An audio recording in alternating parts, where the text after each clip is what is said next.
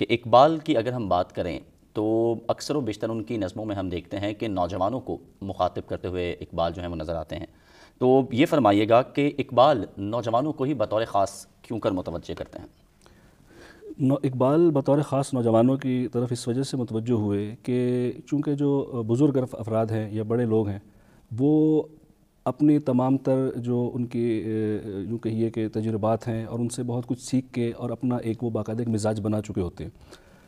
تو نوجوان جو ہے وہ اس کی بھی فکر کا ارتقاء، اس کی ترقی ہونا جو ہے وہ وقت کے ساتھ ساتھ اس میں تبدیلی آتی ہے، مزاج اس کا بدلتا ہے. مطلب اس میں اس چیز کا امکان ہے کہ وہ اپنی سوچوں کو ارتقاء کے ذریعے، تغیرات کے ذریعے جو ہے وہ کمال تک پہنچا سکے. جبکہ جو بڑے لوگ ہیں وہ اپنے تمام کے نتائج اور فلسفہ اس کو ایک حد تک جو ہے وہ مکمل کر چکے ہوتے ہیں، اس لیے ان میں تبدیلی کا امکان اس معنی میں بہت کم ہوتا ہے کہ وہ کوئی انقلاب برپا کر سکیں یا اپنے آپ کو یکسر جو ہے وہ تبدیل کر سکیں. نوجوانوں میں انقلاب لانے کی، اپنی طبیعت میں بھی اور زمانے میں بھی اور مقابلہ کرنے کی ان میں امنگیں، آرزوئیں اور یوں کہیے کہ جو ہے نا ایک حوصلہ، ایک جرت، جو کہ جیسے جیسے آدمی کی عمر رسیدہ ہوتا ہے اس میں یہ چیزیں کم پڑتی، ماند پڑتی چلی جاتی ہیں، اس کا جذبات جو ہے وہ اس میں ٹھہراؤ آنے لگتا ہے. تو نوجوان کے جذبات بھی تر و تازہ ہوتے ہیں، اس میں ہمت ہوتی ہے، جستجو ہوتی ہے، اور اس جستجو اور ہمت کی اور اس کے اندر جو حوصلہ ہے اس کی اگر صحیح طریقے سے رہنمائی کر دی جائے تو وہی نوجوان جو ہے وہ کمال کی منزل پر بھی پہنچ سکتا ہے، اور اگر اس کی رہنمائی نہ کی جائے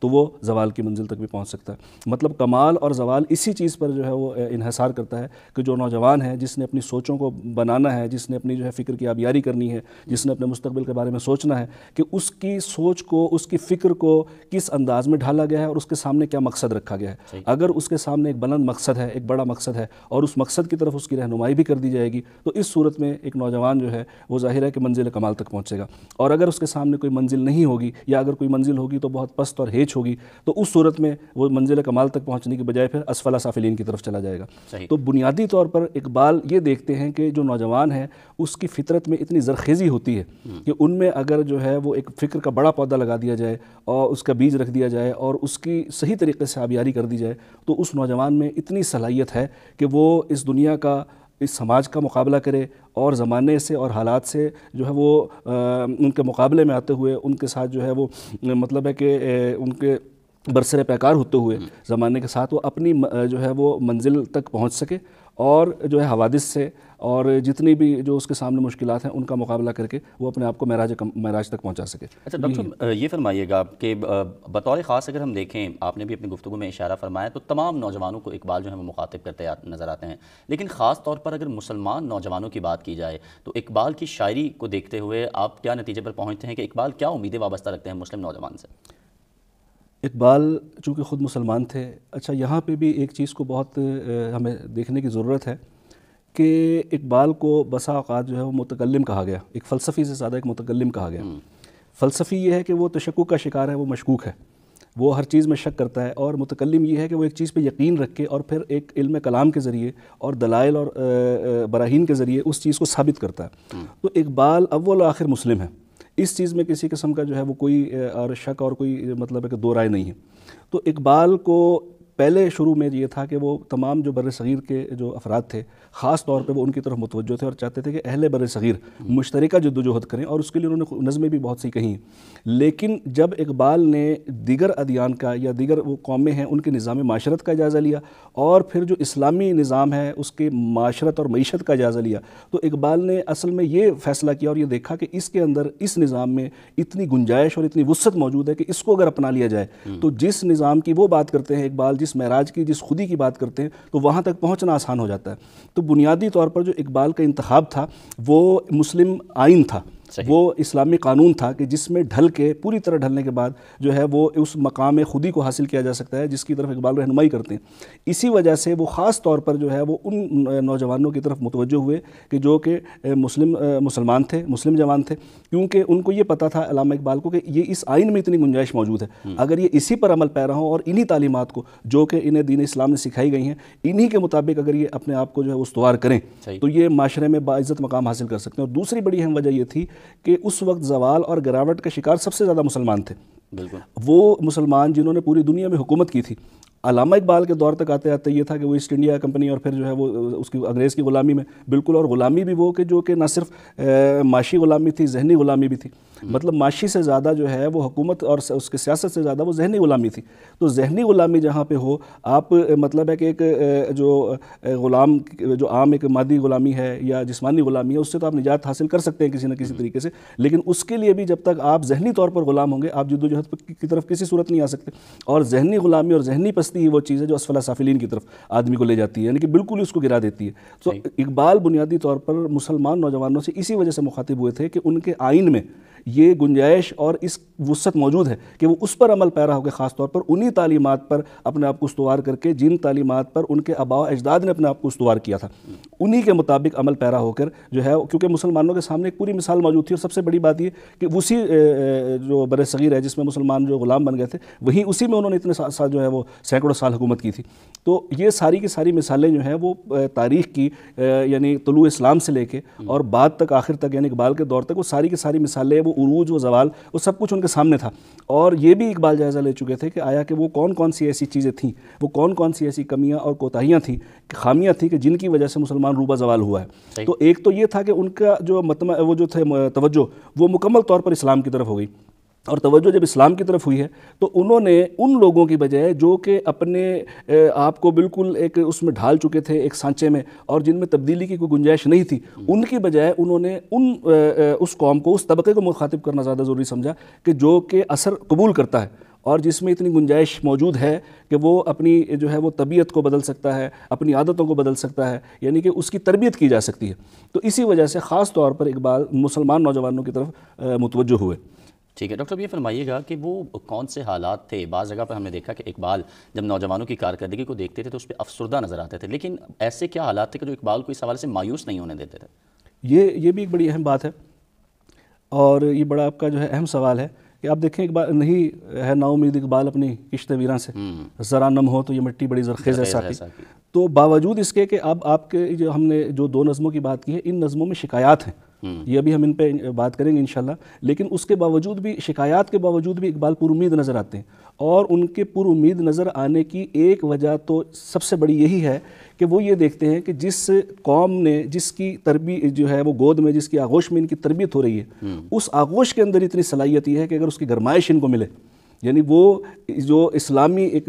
جو معاشرہ ہے اس کے خد و خال ہیں, اگر واقعی جو ہے وہ ان کو اس طریقے سے جو ایسے کہ ان تک پیغام پہنچنا چاہیے اس طریقے سے اگر ان کے اندر پیغام پہنچ جاتا ہے تو ان میں اتنی جو ہے وہ چنگاری موجود ہے کہ اس کو بس صرف ایک ہوا دینے کی ضرورت ہے کہ وہ کسی وقت بھی بھڑک کے شعلہ بن سکتی ہے. مطلب ان میں یہ دیکھتے تھے کہ صلاحیت موجود ہے, آگ موجود ہے, چنگاری موجود ہے, اس کو صرف اور صرف ہوا دینے کی ضرورت ہے. تو اس وجہ سے خاص طور پہ جو ہے, کیونکہ ایک تو یہ ہے کہ نا امید آدمی وہاں اس جگہ ہو جاتا ہے کہ جہاں وہ دیکھتے ہیں کہ بنیاد ہی نہیں ہے, لیکن وہ یہ دیکھتے تھے کہ بنیاد موجود ہے, ان کے اندر سب کچھ وہ ظاہر ہے کہ صلاحیتیں بھی موجود ہیں اللہ تعالیٰ نے دی, اور اس کے ساتھ ساتھ وہ قوانین اور قانون کہ جس کے تحت ان کی پرورش ہوئی ہے. اگرچہ یہ الگ بات ہے کہ اس میں اس طریقے سے اس کی گرمائش ان تک نہیں پہنچی, اس طریقے سے وہ پیغام ان تک نہیں پہنچا, لیکن ایک دبی ہوئی چنگاری ضرور موجود ہے کہ اگر اس کو ہوا دی جائے, اگر اس کو صحیح طریقے سے جو ہے وہ پیغام کو ان تک پہنچایا جائے اور ان کو نوجوانوں کو احساس دلایا جائے. اور خاص طور پہ بھی اس میں بھی آپ اقبال کو اگر آپ دیکھیں تو انہوں نے ماضی کی بھی بات کی ہے, ماضی کا احساس دلا کے خاص طور پہ وہ جو ہے نا نوجوانوں کو جیسے کہ کسی کے جذبات ابھارتے ہیں کہ دیکھیں تمہارے آباء و اجداد تو یہ تھے, تمہارے آباء و اجداد تو یہ تھے, انہوں نے یہ کیا, انہوں نے یہ کیا, انہوں نے یہ کیا, اور تم یہ کر رہے ہو, تمہارے ساتھ یہ ہے, تمہارے تو مطلب وہ جذبات ابھار کے وہ جو چنگاری ہے وہ اس کو ہوا دینا چاہتے ہیں بنیادی طور پر, اور وہ دیکھتے ہیں کہ یہ چنگاری تو موجود ہے, یہ تو بجھی نہیں ہے. تو اسی وجہ سے وہ ہمیشہ جو ہے نا وہ پر امید رہتے تھے اور انہیں یقین تھا کہ جو ہے وہ ہم نوجوان ہی ہیں جو کہ اس قوم کا مستقبل بدل سکتے ہیں. اور یہی وجہ ہے کہ آپ دیکھیے کہ اقبال ابھی خود جوان ہے جب وہاں یورپ سے واپس آئے, اور یہ 1932 کی بات ہے کہ جب یہ جاوید نامہ چھپی ہے تو اس میں جو ہے وہ سخن باجوانہ نے بنزاد نو یا خطاب جاوید کی 8 سال کی اس کی عمر ہے, اور اقبال ابھی آپ دیکھیں کہ خود بھی جوان ہے, اتنے وہ نہیں ہے کہ وہ آپ اس کو کہہ لیں, اور اس کے باوجود بھی آپ ان کی جو اقبال کی شاعری اور اس میں جو ان کو پیغام دیکھیں تو وہ جاوید وہاں پہ استارہ ہے. تو وہ اور سخن بنزاد نو کے نام سے انہوں نے لکھ کے یہ باقاعدہ پیغام دیا ہے کہ میں یہ تمام جو مسلمان ہیں, تمام جو نوجوان ہیں, ان سے میں یہ مخاطب ہو رہا ہوں, ان کو میں اپنا پیغام پہنچانا چاہ رہا ہوں. تو یہ سارا, اور اسی طرح علی گڑھ جب وہاں سے آپ آئے ہیں 1908 میں, تو علی گڑھ کے طلبہ کے نام سے انہوں نے ایک نظم لکھی، انہوں نے بھی اس میں کہ اوروں کا ہے پیام اور میرا پیام اور ہے، عشق کے درد مند کا طرز کلام اور ہے. تو وہاں پہ بھی جو ہے وہ اقبال نے مطلب ہے کہ وہیں سے جب وہ یورپ میں تھے تو انہوں نے جب یہ فیصلہ کیا کہ میں ظلمت شب میں لے کے نکلوں گا اپنے درماندہ کارواں کو، شرر فشاں ہوگی آہ میری نفس میرا شعلہ بار ہوگا، تو اس وقت وہ یہ فیصلہ بھی کر چکے تھے کہ مجھے جو اپنا روئے جو سخن ہے اور روئے تربیت ہے وہ کن کی طرف خاص طور پہ موڑنا ہے، کن سے مجھے خطاب کرنا ہے، اور کون ہے جو میری جو ہے اس کشتی کو جو مجدھار میں پھنسی ہوئی ہے، یہ اسلام کی کشتی، مسلمانوں کی کشتی، اس کو کون جو ہے وہ آگے لے کے جا سکتا ہے، کس کے سپرد مجھے کس پر یہ بوجھ ڈالنا ہے. تو وہ وہاں یہ پروگرام پورا مرتب کر چکے تھے. اور علی گڑھ میں کے طلبہ کے نام جو ان کی نظم ہے اوروں کا ہے پیام اور، یہ نظم اس بات کی گواہ ہے کہ وہ وہیں سے فیصلہ کر کے جہاں انہوں نے خود ہی بیدار کرنے کا فیصلہ کیا تھا، جہاں انہوں نے یہ فیصلہ کیا تھا کہ میں رہنمائی کروں گا، وہیں وہ یہ بھی وہاں پہ فیصلہ کر کے آ گئے تھے کہ مجھے رہنمائی کن کی کرنی ہے. ٹھیک ہے ڈاکٹر صاحب، اب آ جاتے ہیں کہ اس یونٹ میں جو 2 نظمیں شامل ہیں، میں چاہوں گا کہ ہم فرداً ذرا اس پہ بات کر لیں. پہلی نظم جو ہے کہ خطاب باجوانان اسلام، اگر ہم اس نظم کی بات کریں تو اس نظم کے اندر اقبال نے جو نوجوانوں کو پیغام دیا ہے، جو چھپا ہوا ایک پیغام ہے، وہ کیا ہے؟ دیکھیے، یہ نظم علامہ اقبال نے انجمن حمایت اسلام کے ایک جلسے میں پڑھی تھی، اور یہ بانگ درا کے تیسرے حصے میں شامل ہے. اور یہ وہ حصہ ہے کہ جب اقبال کے تمام وہ اپنے بیشتر پیغامات پہنچا چکے تھے، اسرار خودی آ چکی تھی، رموز خودی آ چکی تھی، ان کا فلسفہ جو ہے وہ ایک پختہ ہو کے اور پوری وضاحت کے ساتھ پوری دنیا کے سامنے آ گیا تھا. اور اس میں انجمن حمایت اسلام کے ایک جلسے میں انہوں نے جو ہے وہ ایک چند قطعات کے ساتھ جو ہے وہ یہ نظم پڑھی تھی. 10-12 اشعار کی یہ نظم ہے، لیکن اس کا انداز اگر آپ دیکھیں تو وہ اس میں ایک شکوہ ہے، مسلمانوں سے شکوہ ہے. کیونکہ جب فرنگی تہذیب آئی ہے ہمارے ہاں تو اس میں 2 باتیں تھیں. ایک چیز تو بڑی مثبت تھی، اور ایک پہلو بڑا منفی تھا، جس کی طرف اقبال شروع سے ہی جو ہے وہ متوجہ تھے، اور وہ چاہتے تھے کہ اپنی قوم کو ہی متوجہ کریں. ایک پہلو تو اس کا تھا مادی، اور ایک پہلو جو ہے وہ آپ یوں کہیں کہ اس کا تھا باطنی. اچھا، جو مادی پہلو تھا اس میں اگر آپ یہ دیکھیں تو پھر وہ یہ تھا کہ جی وہ ہر چیز کو مطلب ہے اس کو مادے کے اس پہ پرکھنا ہے، وہی سچ ہے، وہی حقیقت ہے، وہی درست ہے کہ جو ہے مادے پہ مبنی ہے. جو کچھ بھی ہے مطلب ہے کہ دنیاوی ترقی اور وہ کسی کو بھی رون دینا، کسی طریقے سے بھی حاصل کرنا، اپنے مفادات کو ترجیح دینا، دوسرے کے حقوق کو پامال کرنا، جس طریقے سے بھی ہو اپنی ذات کو جو ہے وہ نمایاں کرنا، اپنی تہذیب کو نمایاں کرنا، دوسرے کو غلام بنانا. تو یہ چیزیں تھیں. اور دوسری جو چیز کا مثبت پہلو تھا، جس کو آپ کہہ لیں کہ وہ ایک طریقے سے اس کا ایک باطن بھی تھا، وہ یہ تھا کہ اس کی تعلیمی ترقی، وہ اس کا علم، یعنی کہ یورپ نے جو کچھ بھی حاصل کیا تھا وہ اپنی تعلیم کی نظام تعلیم کی بدولت. لیکن اس نظام تعلیم میں بھی جو ہے وہ یہی 2 چیزوں کی تفریق تھی کہ وہاں پہ خاص طور پہ جو میٹیریلزم تھا، جو مادیت تھی اس کی، یعنی عقل کو اس پہ جو ہے وہ ہر چیز پہ ترجیح دی گئی تھی، اور مادے کو ہر چیز پہ ترجیح دی گئی تھی. یعنی ہر چیز میں مصنوعیت تھی، اس میں سے روح نکال دی گئی تھی، اور صرف جسم موجود تھا. اچھا، اب جب یہی تہذیب یہی ہمارے ہاں جب آئی ہے تو یہاں پہ بھی 2 طرح کا رد عمل ہوا. ایک تو یہ کہ کچھ لوگوں نے اس کو بالکل ہی رد کر دیا. اب جن لوگوں نے رد کر دیا ان میں ایک طبقہ جو ہے وہ یوں کہیں کہ وہ درویشوں کا، صوفیہ کا طبقہ ایک تھا کہ جنہوں نے کہا کہ جی دنیا تو بس بالکل ہی جو ہے وہ مطلب ایک ایسی چیز ہے کہ اس سے مطلب اس کی طرف توجہ ہی نہیں دینی چاہیے، اور بس اب جو ہے نا اللہ کرتے رہنا چاہیے، یعنی اللہ کا ذکر کرنا چاہیے، دنیا ایک دون چیز ہے غلیظ. اچھا، اس کا نتیجہ پھر یہ ہوا کہ بے عملی پیدا ہوئی، اور بے عملی کے نتیجے میں وہ جو دوسری قومیں تھیں وہ جو ہے وہ جنہوں نے اس کو اپنایا تھا اس تعلیمی نظام کو، وہ اور زیادہ حاوی ہوتی چلی گئی، وہ ترقی، حتیٰ کہ ہندو جو ہے وہ پہلے اس کی طرف راغب ہوئے تھے، وہ بھی مسلمانوں سے ترقی آگے کرتے چلے گئے. اچھا، دوسرا طبقہ جو ہے وہ ایک ایسا طبقہ پیدا ہو گیا تھا کہ انہوں نے اسی مغربی تعلیم کی چکا چوند میں اپنے آپ کو اتنا زیادہ رنگ لیا تھا کہ مطلب انہیں جو تہذیب تھی اس کی ہر چیز انہیں خوبی نظر آتی تھی، اس کی جو ہے میٹریلزم جو تھا، اس کی مادہ پرستی، وہ بھی انہیں خوبی نظر آتی تھی، اور اس کی جو مصنوعیت تھی وہ بھی انہیں خوبی نظر آتی تھی. مطلب ہے کہ جو کچھ مغربی تہذیب اپنے ساتھ لے کے آئی تھی وہ سب کچھ جو ہے وہ ان کو جو ہے وہ اچھا لگتا تھا. اور جو ہے جو کہ اسلام تھا اس کے بارے میں، اپنی قوم کے بارے میں، اپنے جو ہے وہ مذہب کے بارے میں ان کا جو ایک رویہ تھا وہ ایک منفعل رویہ تھا، یا یوں کہیں کہ جس میں ایک شرمساری کا احساس ہو اس قسم کا. اب وہ جو طبقہ پیدا ہوا تھا کہ جو نوابین کا طبقہ تھا، ان میں اکثر جو ہے وہ ظاہر دولت مند لوگ تھے، پیسے والے لوگ تھے. انہوں نے اس وقت جو ہے وہ اعلیٰ تعلیم بھی حاصل کی. اعلیٰ تعلیم حاصل کرنے کے بعد ظاہر انہیں جو ہے وہ کیونکہ انگریزی اسکول میسر تھے تو وہ اسی، اور انگریز بھی جو ہے وہ یہی چاہتا تھا کہ ہم ان پر غلبہ پانے کے لیے ان کو مکمل طور پر اپنی تہذیب میں رنگ دیں. جب ہم ان کو اپنی تہذیب میں رنگ دیں گے، ان کی اپنی تہذیب جو ہے وہ بالکل مطلب ہے کہ ان کی نظروں سے اوجھل ہو جائے گی، تو پھر یہ ویسے نام کے مسلمان ہوں گے، دوسرے لفظوں میں کہ جو ہے انگریز ہوں گے یا کرسچن ہوں گے. تو یا ہندو ہوں گے، کیونکہ مسلمان ظاہر ہے نام رکھ لینے سے مسلمان نہیں بنتا. اقبال نے تو اس پہ خاص طور پہ جو ہے وہ زور دیا ہے کہ نام رکھنے سے مسلمان نہیں، مسلمان ایک عمل کا نام ہے، یعنی آپ کا ایک عمل بتاتا ہے کہ آپ مسلمان ہیں یا کیا ہیں. تو اب وہاں انگریزی تہذیب کا ان کا بھی مطمع نظر یہ تھا کہ ہم ان کو اپنے جیسا. تو وہ جو دوسرا طبقہ پیدا ہو گیا تھا وہ بنیادی طور پر وہ مغربی تہذیب کی ہر چیز کو اچھی نظر سے دیکھتا تھا. ان کے پاس پیسہ بھی تھا اور ان کے پاس دولت بھی بڑے محدود سے. اچھا، اور پھر جو لوگ کسی نہ کسی طریقے سے چلے اپنی جد و جہد سے بھی وہ کسی نہ کسی طرح رسائی حاصل کر لیتے تھے اور وہ جیسے تیسے جو ہے وہ مغربی تعلیم حاصل کرتے تھے. تو وہ مغربی تعلیم کو مغلوب ہو کے حاصل کرنے کی کوشش کرتے تھے، یعنی ذہنی طور پر اس کی برتری کو تسلیم کر کے اور پھر اس کے بعد جو ہے تعلیم حاصل کرنے کی. اقبال نے یہ نہیں کیا. اقبال جو ہے وہ خیرہ نہ کر سکا مجھے جلوہ ہے دانش فرنگ، سرما ہے میری آنکھ کا خاک مدینہ و نجف. تو اقبال جو ہے وہ اپنی تربیت کر کے اس کی طرف متوجہ ہوئے تھے. تو جبکہ جو وہ نوجوان تھے ان کا یہ تھا کہ انہیں ہر چیز مغربی تہذیب کی جو ہے نا وہ چکا چون جو ہے ان کی آنکھوں کو خیرہ کر رہی تھی. اس کا نتیجہ یہ ہوا کہ بے عملی جو ہے وہ اس قدر بڑھ گئی کہ مطلب ہے کہ کوشش اور جد و جہد نام کی چیز بالکل ختم ہو گئی. اب وہاں پہ اب مثال کے طور پہ جناب علی وہ صوفے بن کے جو آج تک ہمارے یہاں کہ سوئی بھی اگر آپ لینے جائیں بازار میں تو اس کی جو ہے وہ اوپر لکھا ہوتا ہے میڈ ان چائنا. تو مطلب ہے کہ ہمارے ہاں آج بھی یہی ہے کہ ہمیں اپنے ہاں کی بنائی ہوئی چیز یا تو پسند نہیں آتی یا ملتی نہیں ہے. تو اس وقت بھی یہ تھا جی صوفے جو ہے وہ وہاں سے مطلب ہے آ رہے ہیں جو ہے یورپ سے آ رہے ہیں، اور اس کے بعد جناب علی جو قالین جو ہے وہ آج تک جیسے ہے کہ وہ ایران سے آ رہے ہیں. ٹھیک ہے نا جی. تو مطلب ہے کہ ہر چیز وہ تو یورپ سے درآمد شدہ تھی. اچھا، اور اس کا نتیجہ کیا ہو کہ آپ کے اپنے کارخانے بند ہو گئے، آپ کا اپنا تعلیمی نظام تباہ و برباد ہو گیا اور آپ میں ایک سستی، ایک آلکسی پیدا ہو گئی. ان صوفوں پہ بیٹھ کے، ان قالینوں پہ بیٹھ کے ہم نے آرام کرنا ہے، کوئی جد و جہد نہیں کرنی، کوئی کوشش نہیں کرنی، اپنے حالات بدلنے کے لیے کچھ نہیں کرنا. جیسے حالات ہیں انہی حالات میں جو ہے وہ بہتے چلے جا رہے ہیں. تو یہ بات تھی جب اقبال نے جو ہے وہ خطاب جوانہ نے مسلم کہی تو انہوں نے یہی بات شروع یہاں سے کیا. کبھی نوجوان مسلم تدبر بھی کیا تو نے؟ وہ کیا گردوں تھا کہ تو ٹوٹا ہوا ہے جس کا ایک تارا، یعنی کہ تو نے کبھی اس بات پہ سوچا ہے کہ وہ کون سا آسمان تھا کہ جس سے تو ٹوٹ کے ایک تارے کی طرح گرا ہے. مطلب تارا ٹوٹ کے گرتا ہے جب زمین پہ آتا ہے تو اپنی چمک اور ظاہر ہے اس سے ٹوٹ جاتا ہے، وہ ختم ہو جاتی ہے، اہمیت اس کی ختم ہو جاتی ہے. تو اقبال نے پہلے ہی جو جھنجھوڑا کہ کبھی غور کیا اس پہ کہ تم ہے کون؟ تجھے اس قوم نے پالا ہے آغوش محبت میں، کچل ڈالا تھا جس نے پاؤں میں تاج سر دارا. کہ مطلب ہے کہ اس وقت عرب اور یوں کہیے کہ روم اور فارس یہ دو بڑی قوتیں تھیں اس وقت